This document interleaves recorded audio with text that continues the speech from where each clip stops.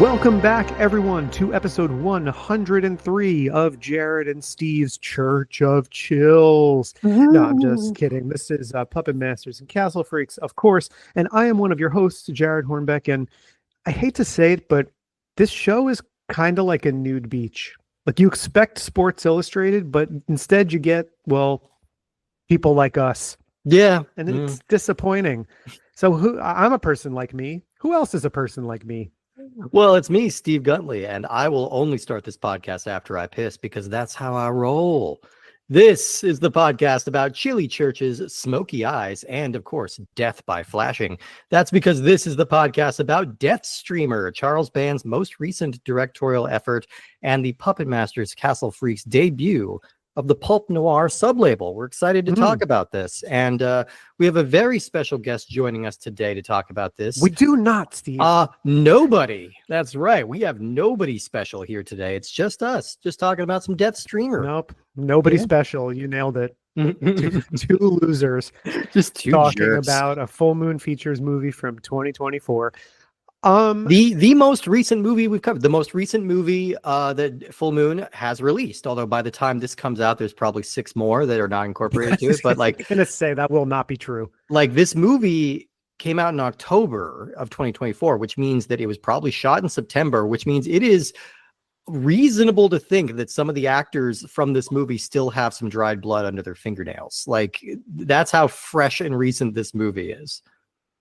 Yeah, and you know, I thought this was as good a time as any. It's like we hit episode 100. We had a big kind of benchmark episode that coincided with a big movie anniversary. So that was really fortuitous timing. Yeah. And then we had some other stuff scheduled. It was like, all right, well, we'll keep it as episodes 101 and 102.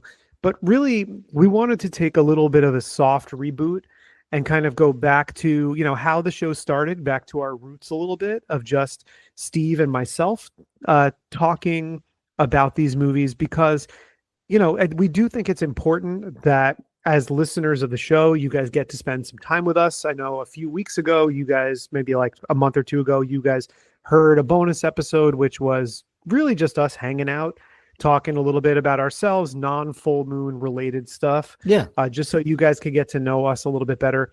I feel like, you know, our personalities come out a bit on the show, but I do feel like when we have guests, usually we book those guests either because they're friends or people we admire, or there's somebody who is directly involved in the project and they're going to have a lot to say about it. And so some of those conversations can turn into a bit of a facilitation.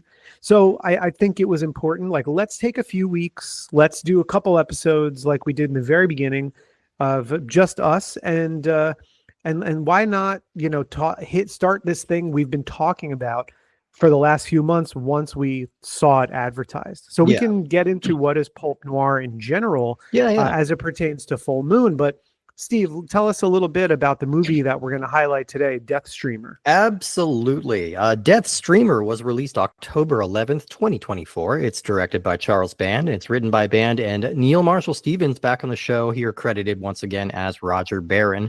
And this stars Sean Ullman, Aaron McDaniel, Emma Masalone, Caitlin Moore, Travis Stoner, and Chili Jean. Cool name.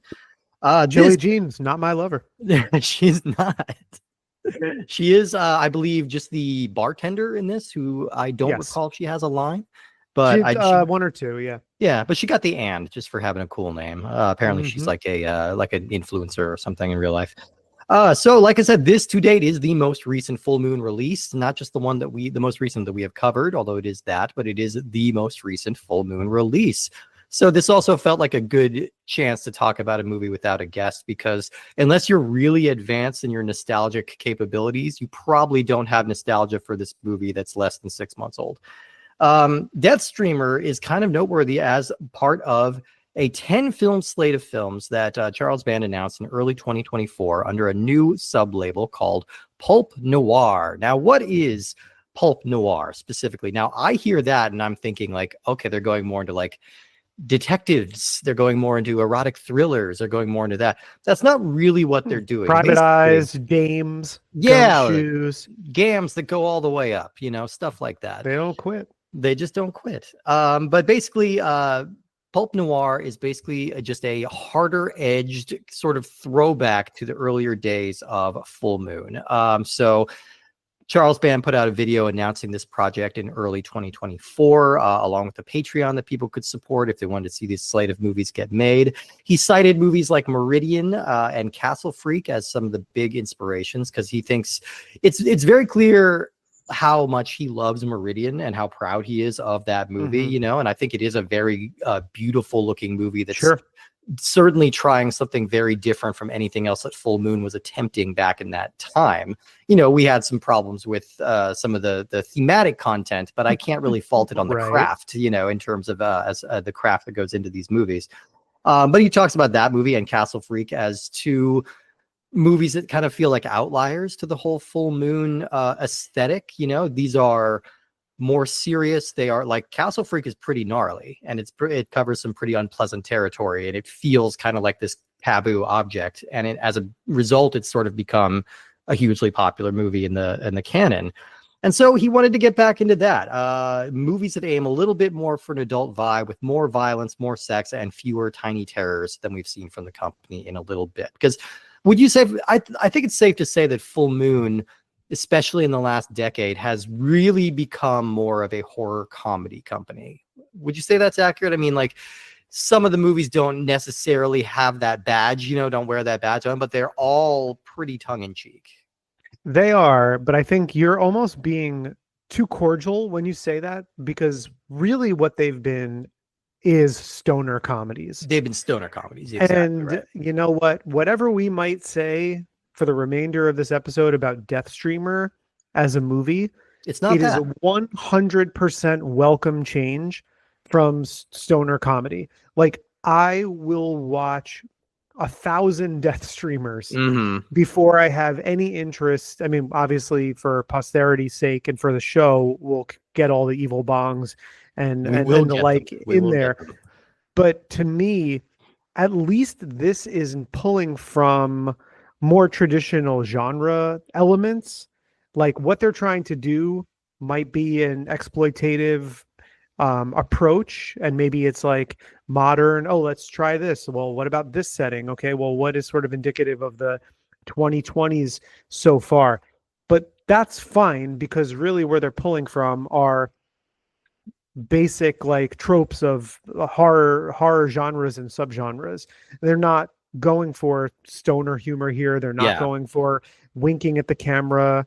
There's not a lot of really broad jokes or anything like that. The tone is more serious, and I, for one, am thankful for that. I'm sure we're going to have peaks and valleys in quality of these things, but that's okay, because I will watch this 1,000,000 times over before I watch, you know, Ginger no Weed offense Man. to a friend of the show, Danny Draven, who talked about how fun the shoot for Ouija's was.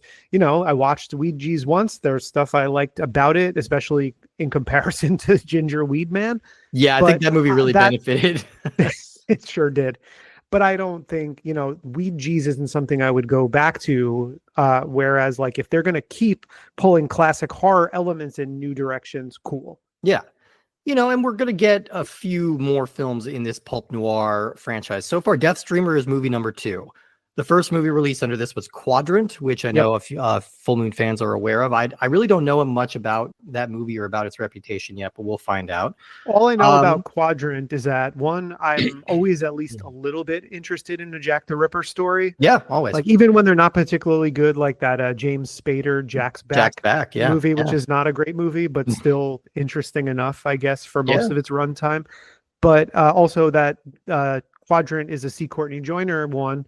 And I mean, it makes me think back to stuff that, you know, has grown in my estimation, like Lurking Fear. Yeah. And stuff that has always been at the pinnacle of Full Moon, like Puppet Master 3. Yeah, absolutely. He's one of the best writers of the Full Moon stable, for sure. So I'm curious about that one. The movie still to come. We have titles like Subscriber, Bad CGI Werewolves, Subhuman, Zombie Hotel, Surprise Party, The Lost Girl's Private Diary, Svengali 2024, and Hourglass. All right, so Svengali 2024, I imagine we might get a title change by the time this comes out, Sure. just if they want to keep it current. But Bad CGI Werewolves does not sound like a particularly hard-edged or adult feature. But hey, who knows? Maybe I'm It wrong about that. doesn't, but it sounds awesome. Sounds fun. Look, like I said, If I'm being we are honest. excited to watch Bad CGI Gator when it gets to it. You know, that's kind of Yeah. a fun little thing that they're leaning into. But yeah, those are the movies still to come. We don't have any announcement dates for these yet, but I believe that's the order they're being released in as well. So Subscriber will be the next one, and then Werewolves, et cetera, et cetera. Now, we've spoken a lot about how Charles Band tends to be sort of ahead of the curve on trends that are in filmmaking. So like you want to keep an eye on what Charles Band is doing, because he's probably doing it before the rest of the industry really embraces it, which makes me really worried, because this movie is embracing AI in a lot of very unfortunate ways. Now, first of all, I'm going to say this. Most of the full moon poster art and cover art that's come out in the last like 3 or 4 years is AI generated. And I'm going to say, I think it looks like ass. I think it looks terrible. Like it's all got that like super shiny, otherworldly, like really no soul or energy behind it, you know? So I'm not coming after the idea of Pulp Noir in general, but I am just disappointed that they're all like take a look at some of those posters for the newly announced Pulp Noir lineup and tell me Everything that looks like AI. everything looks like those memes that a bunch of like weird AI generated like Facebook profiles make, where it's like it's like a picture of a couple when they were supposed to be in their 30s, but the year was only like 15 years ago, and then there's a bottom picture that's supposed to be the same couple that they're in like their 80s. Yeah. And it's like you can see the shine on people's faces, and it almost looks like it's morphing into like a Norman Rockwell painting. Yeah, It's yeah. very Everyone just odd, looks but it's so oily. easily identifiable. I mean, people will, and I made the mistake of like opening a couple of those like clickbaity ones, which are clearly designed just to have you interact with the AI. They know it looks really stupid. Yeah. And so people are commenting and being like, well, look at how there's 6 fingers on that hand, or look at how there's this. And it's like, oh, wait, no, yeah, this is bad by design, because now you're engaging with it. And now I see them pop up in my feed all the time, and I just block everything. Yeah, exactly. Like I think I spend 2/3 of every day of my life now just blocking Facebook profiles, which inevitably leads me to believe that mine should be gone soon. Yeah, mine by the time this episode is out, mine is probably finally officially defunct. I'm getting off of social media to the degree that I possibly can. You know, and it's because of shit like this, and that's why it makes me kind of upset to see this, because I know like Charles Band was the guy who was ahead of the curve on VHS. He was ahead of the curve on direct-to-video movies. He was ahead of the curve on all of these different industry trends. And if he's jumping at AI-generated graphics, then that really bums me out. Like the opening title credits of this movie are very obviously just like it's that AI that like kind of morphs from like one shape into another, and it just kind of makes you feel like you're going crazy. It's just clearly that. The bats that show up in this movie, like the visual effects, like this is all probably done very cheaply and very you know, pretty effectively for what these kind of movies are going for. But to me, it bums me out. I don't know. You know, I would agree with you.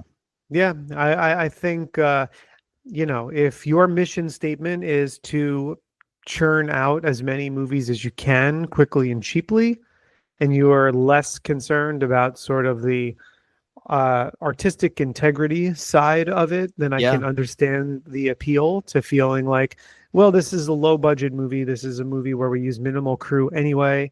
We're not going to outsource this kind of work to artists, or this kind of work for, you know, graphic designers and people to design themselves. I get it. I'm not saying I agree with it, and I think it's a lazy choice. It's also obviously like a kind of morally reprehensible choice in a lot of ways. But I can understand someone working on the scale of Charles Band thinking it's not as big a deal as opposed to, you know, an entire scene in a studio movie being found to be AI, when you're potentially talking about the loss of work for a lot of people. And that's I feel like the way that the larger industry is going, or it's going to be going in within the next couple of years. And I think it looks so soulless and it looks so cold, and this is at this moment it's being used for the artwork and for the opening title credits. So it's not like crazy distracting. There are still human actors in this movie, obviously, but yeah, I don't know. That's just one of those trends that makes me uncomfortable. But a trend that makes me less uncomfortable is that this movie weirdly took a cue from the likes of Logan and Mad Max Fury Road and released both color and quote unquote noir versions of the movie. So there is a black and white version of Deathstreamer. I only watched the color version, but you watched a little bit of both. Can you give a report on I how? watched both. Oh, you watched you watched them both all the way through. Okay. Yeah. So I will say it's obviously a gimmick. Yeah. There's really no reason for this movie to exist in a black and white form. No. It's the same movie. Nothing is changed. However, I think it benefits from the gimmick because I felt like watching the movie, I'm like, this movie is missing something. It's a very threadbare production. I think having that gimmick of it being in black and white really added atmosphere to a lot of parts of the movie, I will say. And one of the things that it did, and maybe this was something they realized as another kind of check mark in the box of why you would release a noir version of this, is it made the sort of weaker visual effects much easier to deal with. Yeah. Like, so I will say in this movie, it's a mix of digital and practical effects. The practical effects look decent. Yeah, they look okay. The visual effects don't look very good. No. But in black and white, there is kind of a kitschy charm that is added to it. It's almost like you're watching, I don't know, like instead of what I liked to call this Alexander's Church of Chills, in my head, I referred to it as Dennis Reynolds' Vampire Hunter. Yeah. That's kind of the vibe, right? Yeah, he absolutely is. This kind of show, it was like, okay, it gives it this interesting, like, okay, this could be Peter Vincent's Fright Night. This could be an Abbott and Costello type thing, or this could be a Zachary, like a late night monster hunting show. Yeah. It gave it a kind of nostalgic, universal monsters quality that was missing from the color version. And then when there was something like the CGI, floating eyeballs or CGI bats, it looked much less abrasive and distracting in black and white, because it actually, the bats in particular, just sort of looked like more shadow. And I felt like that was really to the benefit of the movie. And I thought the place where it most benefited was in the visual effects, or anytime it was actually the Church of Chills show, because it made it look like something that could have been on, a local TV channel in the 1950s or something like that. And I thought that's what it needed. When you watch it in color, that's lost, because this is like we said, trying to capitalize on a trend. Obviously, we're in the current age of streaming, but the technology seems so antiquated that it's weird watching it in color, because it's somehow futuristic, but also old-fashioned. Yeah. And I think that's probably a byproduct of some of the shitty AI. And I mean, I can appreciate it as a gimmick, at least because we don't really have any other black and white full moon movies that we've talked about, so it is something that they're offering you, at least if you have an option, if you want to watch this movie a different way. And I'll just go out and say it. I don't recommend watching this movie really in either form. I found this to be pretty much a snooze. It felt like it was going for subspecies kind of vibes in terms of it's like gothic horror, like mixing the sex and the vampirism and everything like that, but it did not thread that needle very well. And I think it just looks kind of crummy and just like, I don't know. This was definitely one of those movies where I'm watching and I'm like, all right, I feel like I'm just kind of wasting my time watching this one. I don't know. That's my hot take on that, but it is always interesting to kind of like check in and just see sort of what they're doing. And I appreciate that they're trying something a little different than what we've been going for. And there are a couple of elements here that I do appreciate.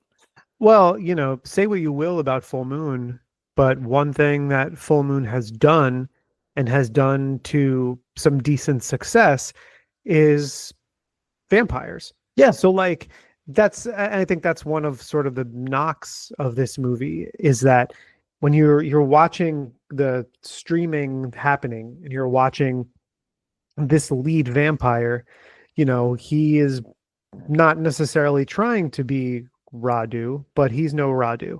Right. He's no, the actor Sean Ullman is no Andres Hove. No. And it's like, and Ted Nicolau edited this movie. He did, And which so, I was excited to see that he's still like, that's kind of crazy that he's still popping in and just kind of taking below the line work whenever, whenever he can. And Ted Nicolau obviously enjoys telling a vampire story. I just felt, it hinders this movie that you have subspecies 2 and 3 and 5, and you have Vampire Journals, which is one of the best Full Moon movies, but also one of the movies that really presents the gothic sexy vampire in a believable way. Yeah. Like, I just felt I never really understood the casting of this guy, Sean Ullman. No offense to him as an actor, but he really looks more like one of those guys who would have followed like the mystery method for negging women. A little bit. I wrote in my notes that he is supposed to be very seductive, but to me, he kind of looks like a grown-up Dewey from Malcolm in the Middle. And once I saw that, I couldn't get it out of my head. He's just kind of like very lanky and skinny and the normal looking dude, but like he's also wearing this goofy rig on his head, which like I know very little about the world of streamers. I care very little to engage in that particular subsection. Like if you're into it, that's fine, but it's just not something I choose to watch on my own. But I do know people who do streaming. I know people who are really good at it, and they do not wear these big, gigantic, like blue blocker glasses with like duct tape and shit all over their head. Most of the time, if you're using like, you can get video equipment that's just built into like a normal pair of glasses. Right. Like, isn't the whole idea of improving technology generally making things smaller, less conspicuous? Yeah, exactly. Like, and he's in this like sex club, like trying to put out a vibe, and he's got his low cut shirt and he's got his like his drapey, like a gothic mystery. And then he just has this like VR helmet on his face. And I'm just like, you look very silly. I know we're implying that he's using some kind of like magic or like pheromones or vampire mysticism to seduce these women. But, it's, I'm just thinking like I'm sitting in this sex club and this person's coming up to me. I'm like, all right, move on, dude. Come on, get that shit off your face and maybe we can talk. Yeah. He's doing the, Alexander Skarsgård, Lucas Matson from Succession thing where he's forcing his blood upon women. Yeah, exactly. Yeah, exactly. He's chucking a frozen brick of blood through their window. Man, that guy's fucked up. But yeah, so the kind of the basis of this movie is that there is a vampire who has decided to live stream his kills, which I admit I was tuning a little in and out. Do we ever get a good reason about why he's putting it out there so obviously for anybody to find? Okay, because he has a lot of counters, and you can tell because his VR headset uses a very nice like Vestron Videos font to show his viewer count at all times. I'm like, yeah, okay, people are watching him do it. I don't know if there's meant to be more of a commentary here, but it doesn't really come through. No, and that's one of the things that I think kind of gets in the way of this being successful is that the motives are a bit murky. Yeah. Like to me, when it's just the podcasters, and that's the other thing too, is like now we're commenting on podcasters and true crime stuff and how, what an industry that is now. And I think maybe it's saying something about like Do people who do this stuff know when to draw the line? I guess maybe could be a theme, but it's not really explored that much. But I felt like they find the video feed of this, and then but then there's no real reason given for why it's going on, other than that he is trying to take over the world by hitting like a certain amount of followers and streamers. But it's very unclear as to why. I felt like the movie was much more how should I say this? It felt more sure-footed when it was presenting like what are these three people doing when while they're producing this Church of Chills show. Yeah. Like it's like, okay, they have although I didn't quite understand their process. They were rehearsing their show was scripted and they were recording an audio track, but then they were also recording on video. And I don't know if it was implied that they were playing the audio track and lip syncing the audio track, because it looked like they were editing an audio track first. So I couldn't tell if it was a run through, but it looked like they were recording it. Maybe they were doing it for time. Because then I remember thinking like, oh, okay, so they're recording because they're doing an audio form podcast. Yeah. But then I was like, but wait, I just saw what looked like them in front of a camera, and then they're doing the video version of it, and there's stock footage and stuff in the background. So their method to how they produce and get this show out there. Also, they have just a website, apparently. This isn't available on streaming platforms or podcast catchers. You have to go to their website because they're talking about website traffic. It all seems a little bit murky. It's almost as if a 70-year-old man, two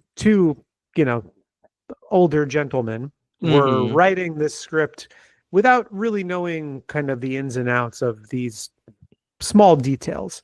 One might say that was going on. Yeah. I know the production of this YouTube channel is a little up in the air. Like, I wasn't completely clear about the dynamics between these three. Also, there's like, the guy who's like kind of the egomaniacal host, and he's played by Aaron McDaniel, and I thought he was fun. I thought he brought a little bit of energy to the movie. Agreed. He's playing just kind of like I told you, he's using the dentist system. He's negging them. Absolutely.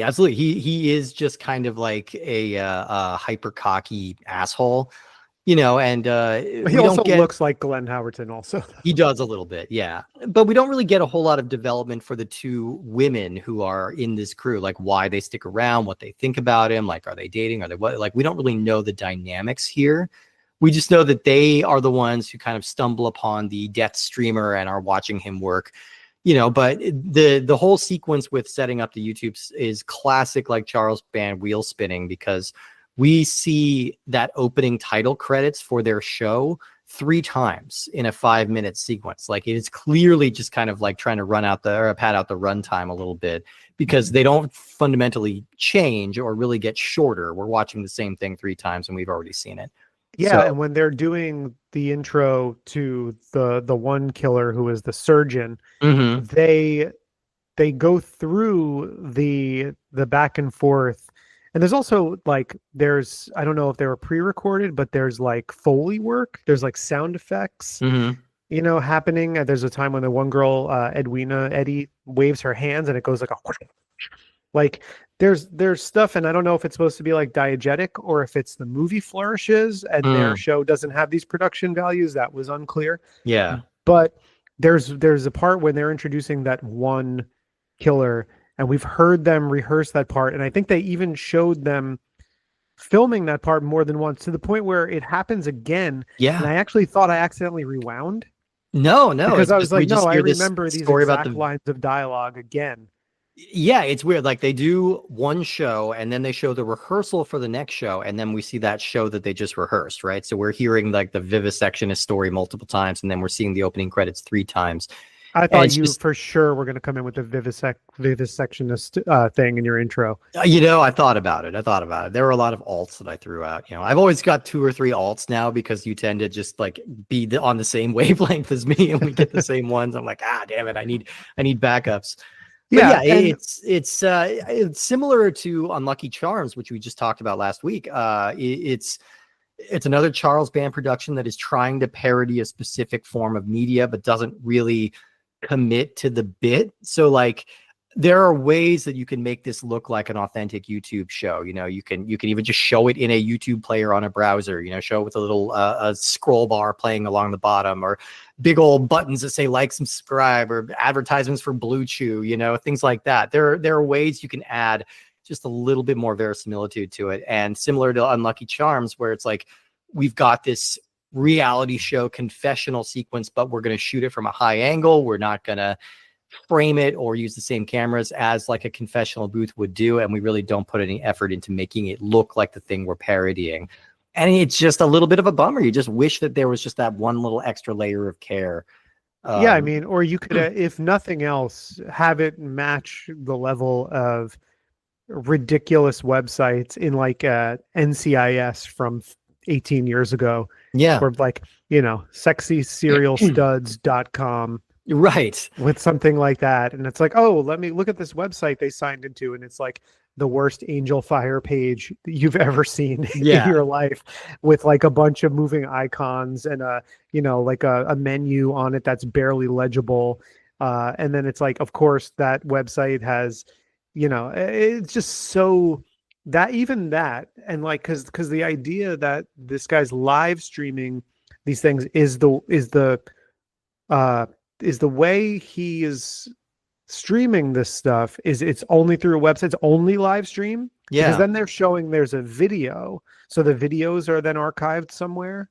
Yeah, I think so. Again, it's a little bit unclear, and there are so many video browsers, or it's such an easy thing to kind of make up.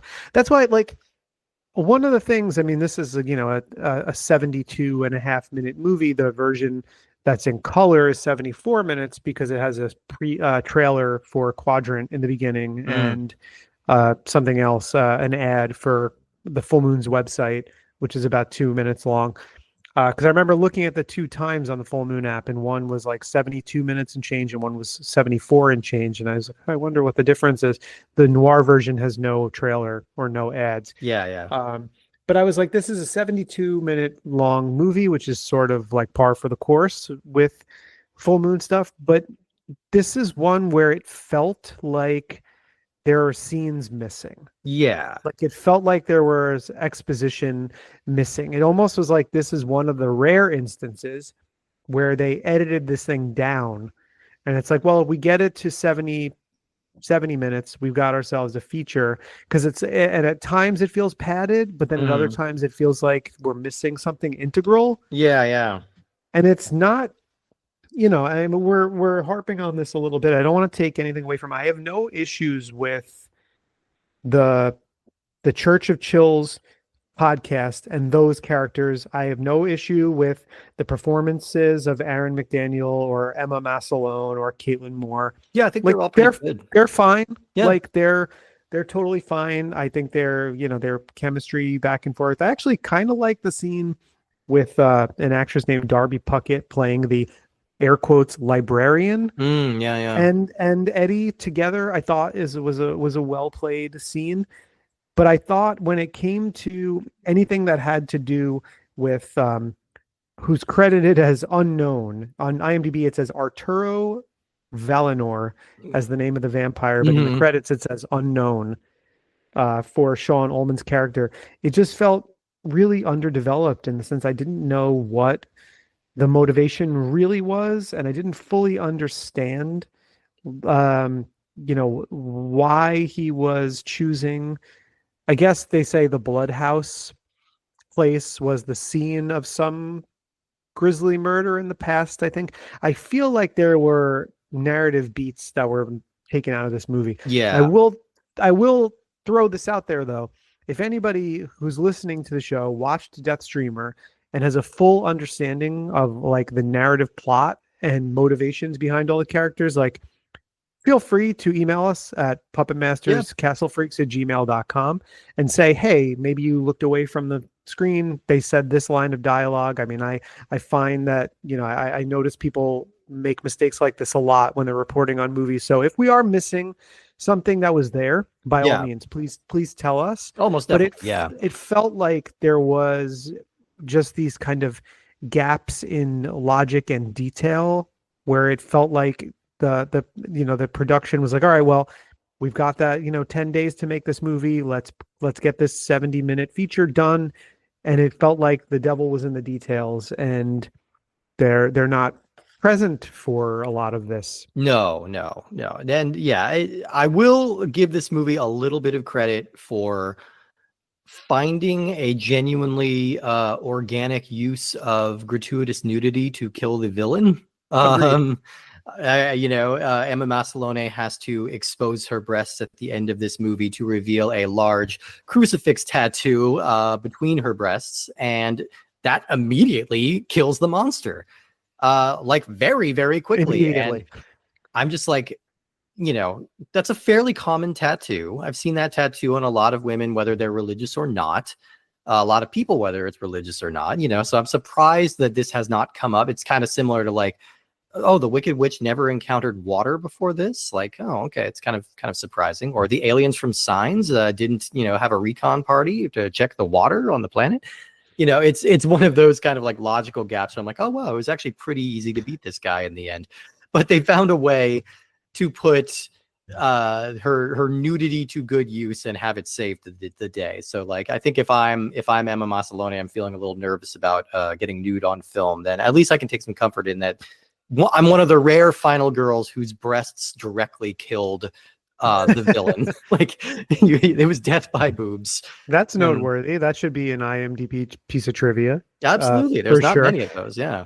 As it pertains to tattoos, I will also give this movie a little bit of credit in that they got an actress named Maddie May to play the character billed as raven-haired girl. Yeah. And they found somebody who is moderately tattooed. Yes. Like, her tattoos are real.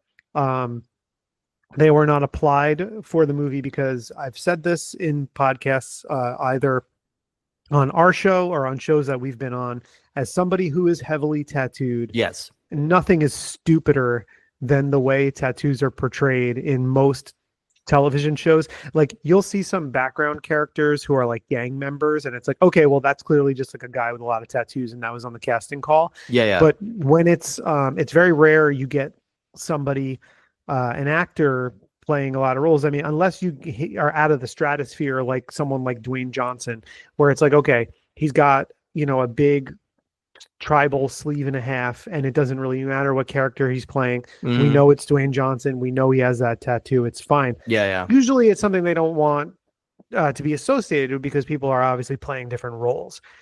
But when they do when tattoos ever factor into the plot, it's always like, oh, this really like specific gang tattoo. And then you show it, and first of all, the guy's got like 4 tattoos spread out across his body, and they make a big deal about how identifiably tattooed he is.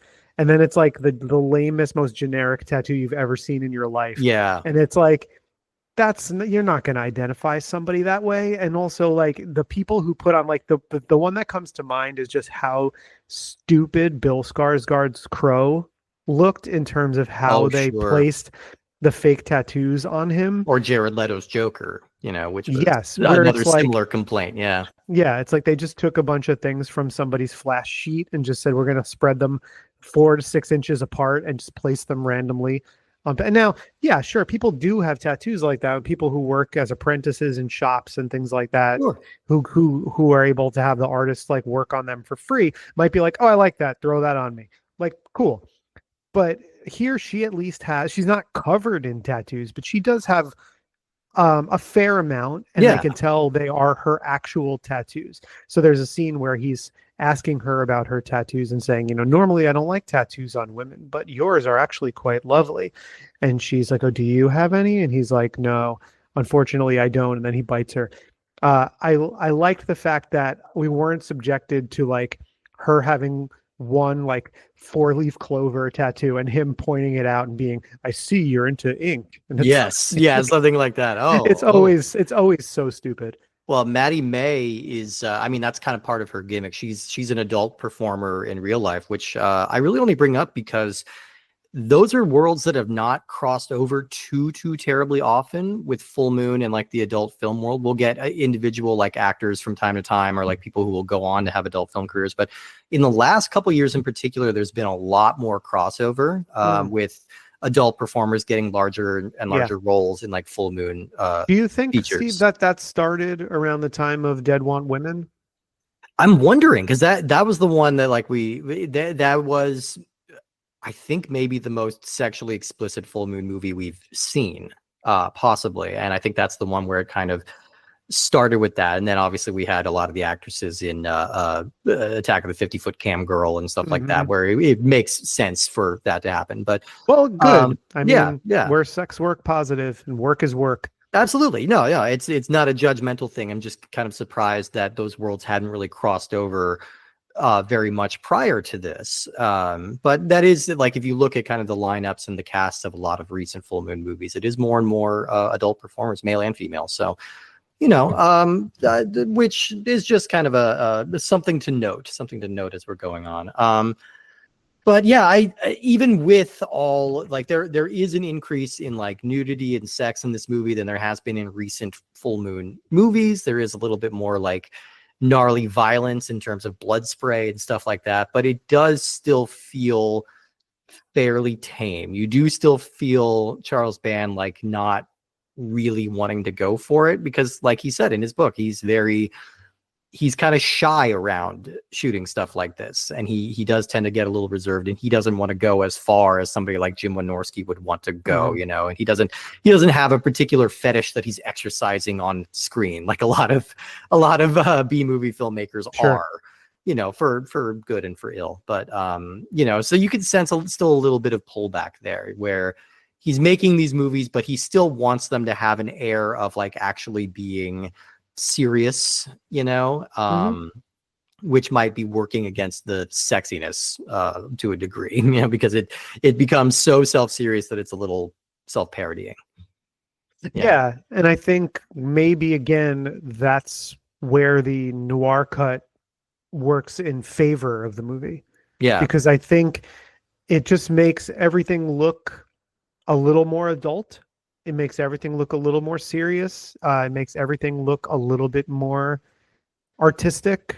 I mean, it's obviously black and white treatment. It was not shot on black and white film, so it obviously is something done after the fact in post. But I do think that it actually makes for some more interesting use of shadows and things, which you don't even really consider in the color version. Yeah, like you see them, they're a little more prevalent in the noir version. And I think, if we're talking about the kind of more adult themes of where Pulp Noir is going, I'm very curious as we get further into these movies. I mean, obviously, a couple of those titles that you read, it's going to be very difficult, I think, to imagine those as serious movies, but I'm very interested in seeing if the boundaries get pushed anymore as these movies progress. Yeah. Because there is sort of there's a decent amount of nudity and a couple of good moments of blood spray in the movie. Yeah. And actually, I think one pretty well composed and well choreographed scene that has both nudity and blood spray. Yeah. And I think like as we get deeper into the Pulp Noir, I wonder, maybe Charles Band feels nervous about kind of abandoning the winking and the stoner comedy so much. Yeah, I get it. I'm curious if we'll get, 7-8 movies from now, when we're hitting kind of the end of these, are they going to be, more explicit and more adult? Because I guess this is probably as good a time as any to fall into my final thoughts about the movie. Yeah. I think I'm a little more charitable than you, Steve. I think the movie doesn't really work in either format, but I would recommend somebody watch it in the noir format, because I do think that there is some fun kind of Ed Wood like B movie moments with their Church of Chills show when it's in Yeah. black and white. I think when I didn't say this before, but I was saying one thing I did want to give them credit for was they recognized that when it cuts to the Church of Chills show, for the Church of Chills introduction, for some of the shots, it reverted to like a shitty 4:3 aspect ratio. And I'm like, that's how that would look. So Yeah. that's accurate.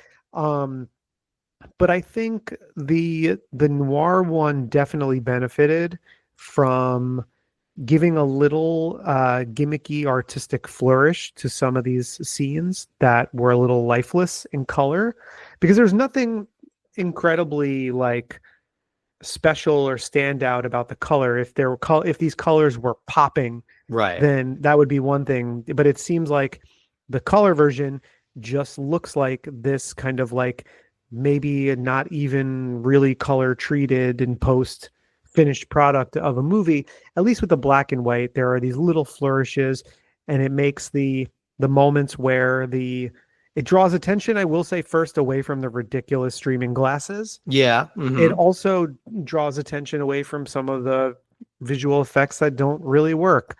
The floating eyeballs look like something out of a Burt I. Gordon movie or something from the 50s, I which was more works to thinking, its benefit. yeah, I was more thinking this looked better the first time I saw it in Shocker. Oh, yeah, big time Horace Pinker vibes. Yeah. No, true, but like it almost like, I don't know if you ever saw the movie Tormented. I don't recall. That's a Burt I. Gordon movie, and there's a hilarious scene where it's like the severed head of this guy's like mistress or wife is floating around, following him around. I was getting vibes from that, and I thought it's a silly thing, but in black and white, it gave it kind of this old-fashioned, playful feel, and the same thing with like, the bats all flying in.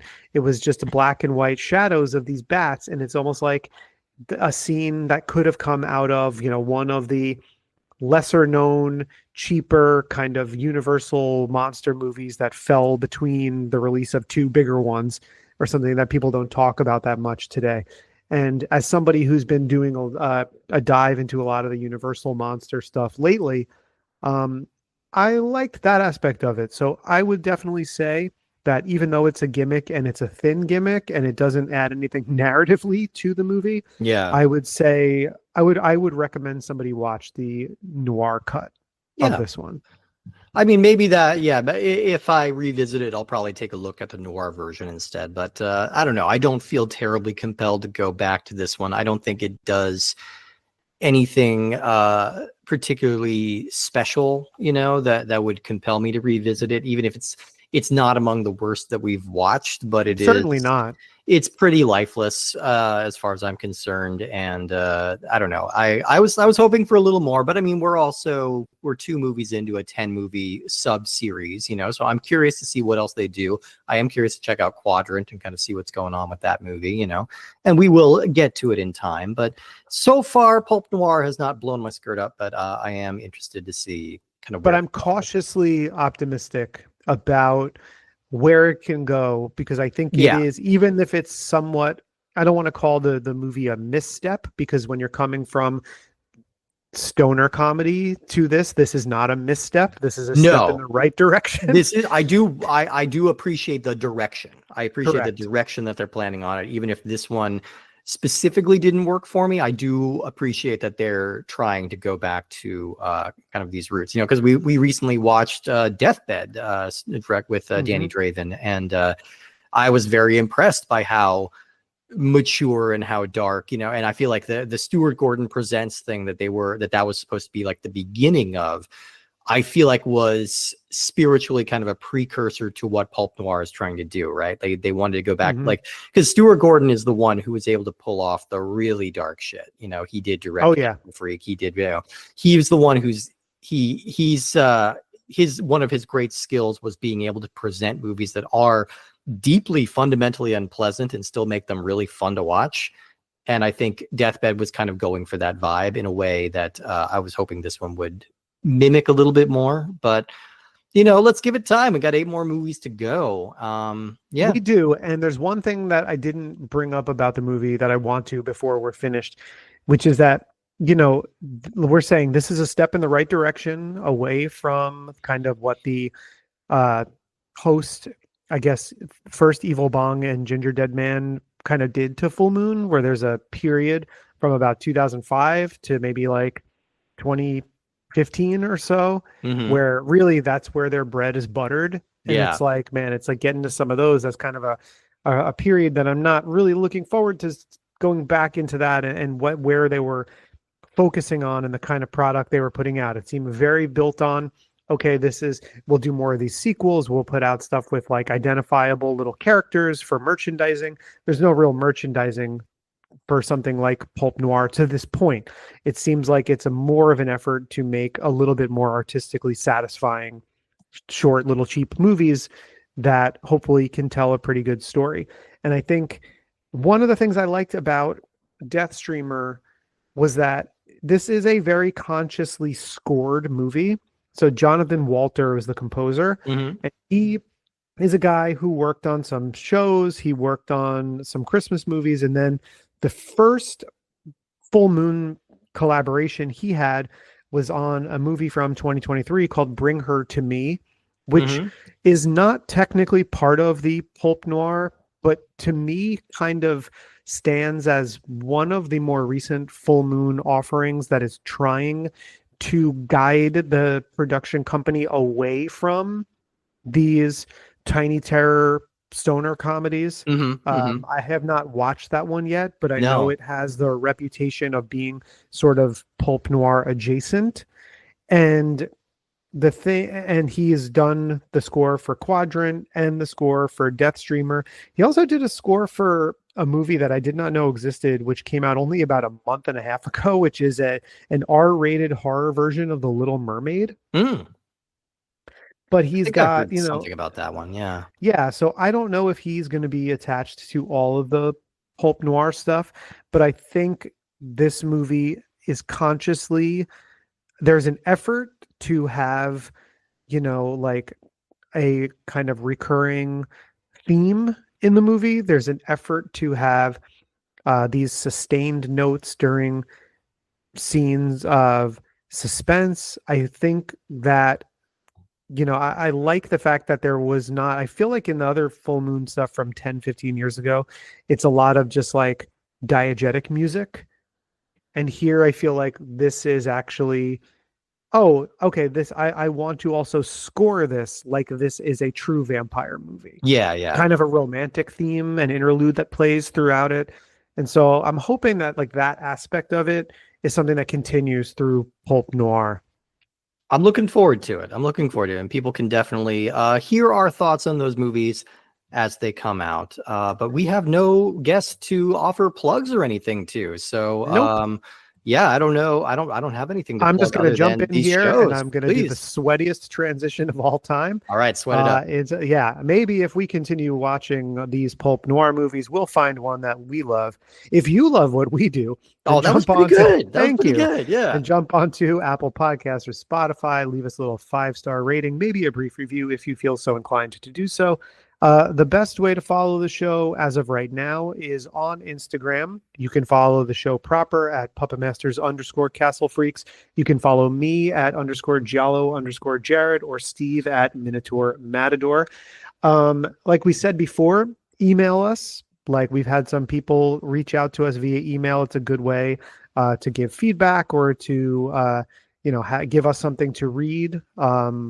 Out loud on air on the show. Always a lot of fun to do that. Yeah.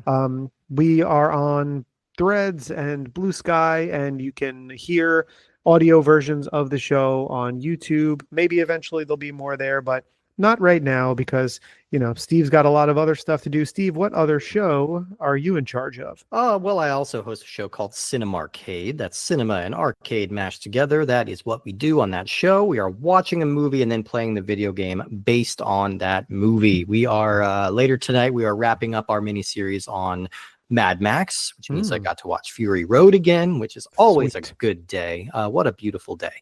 Or a lovely day. Sorry, what a lovely day. Yes, so I got to do that. We've got some fun ones coming up. I believe our next episode is going to be on Manos, The Hands of Fate, the Jesus canonical Christ. worst movie ever made. I'm letting everybody have a cheat and watch the MST3K version. So we're doing that one. Got a bunch of other weird stuff. Anybody who's going to prepare for that, make sure you load up on Sampo. Sambo. Oh my God. Such a wild story. So we've got that. We got a ton of other weirdos coming up. How about a game based on the movie Bebe's Kids? How about that one? We're going to break that out. A game based on the movie Spice World. How about that? We're going to break that out. We got a ton of weird stuff coming up for you. And we have weird stuff coming up for you next week as well. Sure do. We are watching a movie. We didn't intend to do this, but we are watching a movie with the same initials as today's movie, unless you take it as the movie it was released as. But we are watching a 2003 monster movie called Deadly Stingers, aka Mega Scorpions. So that kind of tells you what you're in for. A subtle and I think it's based on the Christopher Isherwood novel. It's just very it's very thoughtful. It's about the rise of Weimar Republic. No, it's a movie about giant scorpions, and it's gonna be a lot of fun. Yeah, it's John Sayles' first movie, right? Yes, I believe so. Yes, yeah, he worked very hard on this. Yeah, definitely like a precursor to The Asylum, it seems. So I'm looking forward to getting into that. Yeah, I think people often assume it's an Asylum movie because of the way it's marketed and the way it was distributed, but it's actually a Full Moon movie. So we will get into that whole sordid tale where the stingers are. Get it? Next week. God damn it! No, I'm excited. I think that's sweatiest joke on this show. It really was. Yeah, that one's mine. You win the Schweddy Award for the Schweddy Award for today. I win the coveted Schweddy ball. Yes.